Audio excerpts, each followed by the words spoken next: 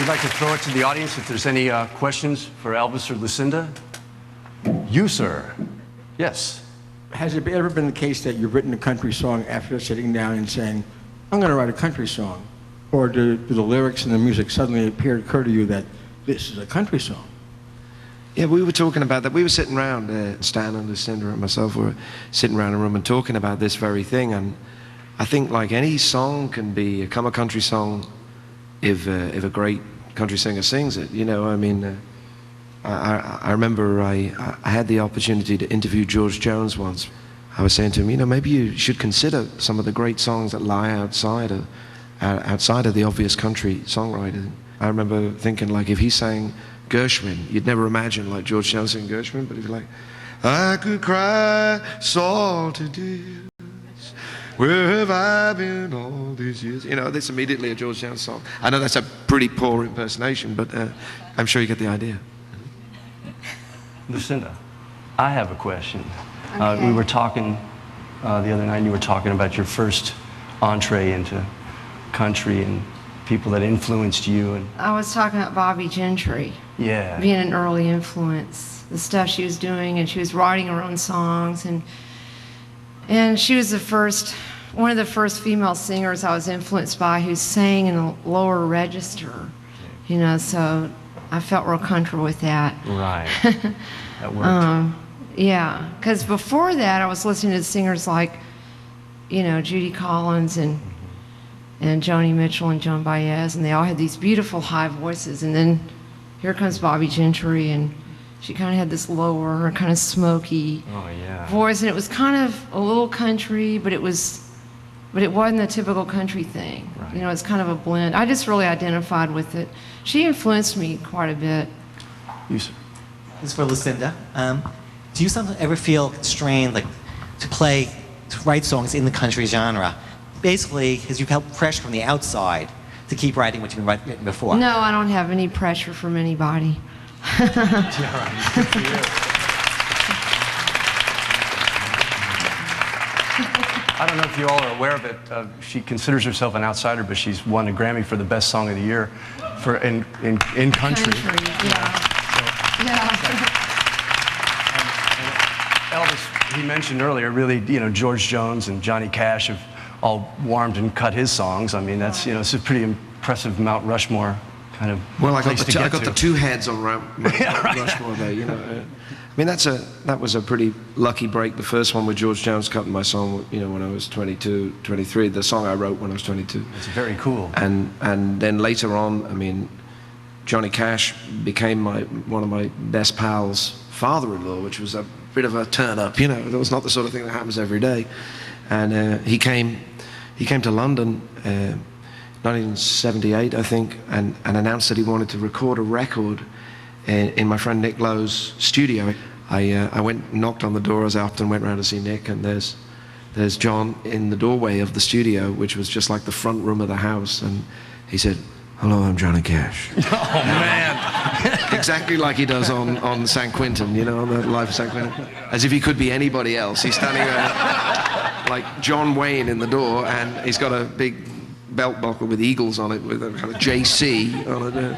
And we cut a George Jones song, actually, that day. We cut a song called We Ought to Be Ashamed.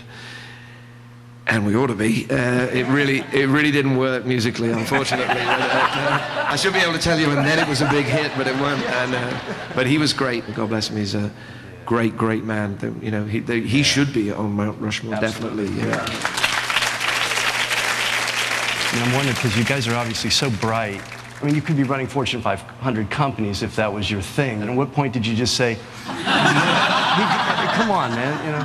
I mean, what point did you just say, hey, I admire your faith. I admire your faith. Yeah. It feels that way to me. There's, you know, it's sort of a weird kind of progression or transgression. I mean, you don't just wake up all of a sudden one day and, hey, I'm a songwriter. I mean, it just kind of, it happens over a period of, I mean, for me, it's been several years, a long time. Right. I mean, so you sort of would wade into that. And then... Right, yeah. And something keeps pushing you forward that you don't really know what that is.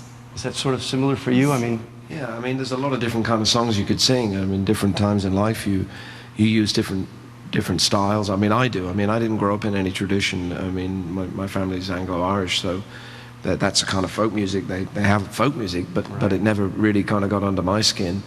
But I heard all these different musics growing up, and of course, being over in England, the voices that come over the Atlantic tend to be mysterious. And truthfully, if you think just about country music, when I was a kid growing up, country records tended to be either very sentimental or kind of novelty records. Right. I mean, I didn't really think of them as special until a little bit later on, when I suppose, you know, I liked pop bands like the Byrds, and then suddenly out of the blue they made a record of country songs. Yeah. And because I dug them, I checked the credits, and I'm sure we've all done this. You check the credits, who wrote that song?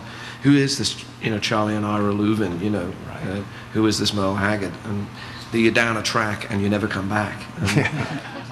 This is a question for Elvis.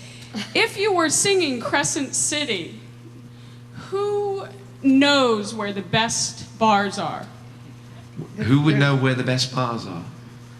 Well, I spent a little bit of time trying to rid the world of alcohol by drinking it, and since then it's never been quite the same. But, Can you sing it? Couple bars? Sure.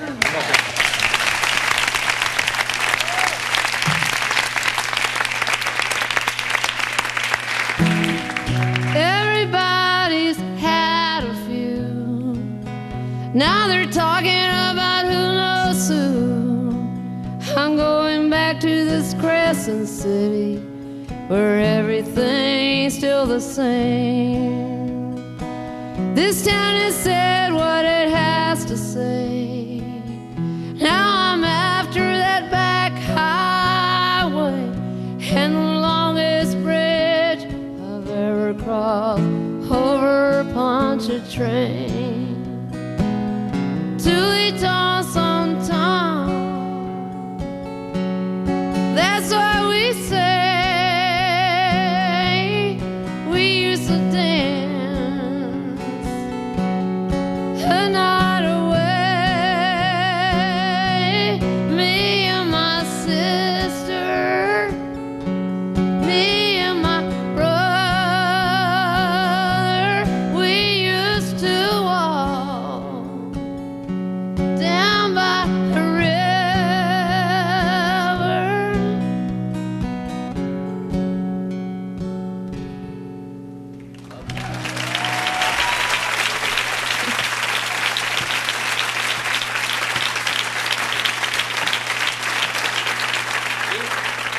I do write country songs. absolutely, you do. I just don't write country songs that get played on country radio. Yeah. More great music from Elvis Costello and Lucinda Williams when CMT Crossroads returns.